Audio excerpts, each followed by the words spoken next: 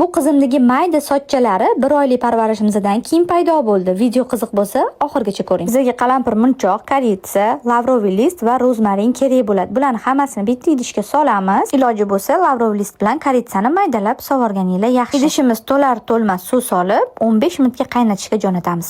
Devcholkalar qaynab chiqdi. Buni suvni sitidan o'tkazib oldim. Uyda shunaqa luboy sprey sepadigan banchkalarning ichiga o'zingizga qulay qilib, mana voy daptar bo'ldi oldim. Xullas shunaqa banchkaga sovib olasizlar. Ko'payib ketdi-manda. Mana shunaqa choy rang bo'ladi. Qizlar sovutgan yeridan keyin buni olib, xohlasanglar har kuni, xohlasanglar cherizdan sochinglarni ildiziga, prab ildizlariga sepib chiqasizlar. Sochinglarni o'stiradi, to'kilishini oldirib, yaltillashiga ham yordam beradi. Sinalgan 1 oydan beri qizimga shu narsani sepib, sochini mayda sochlarini o'sishiga guvoh bo'ldim o'zim, qizlar. Mana o'tim dabdala bo'ldi mana. Qizlar faqat koftamga tegdimi desam, qaranglar, pastlariga ham polni oqqan, uje mana bunaqa sarg'im tirdoq bo'lib qoldi.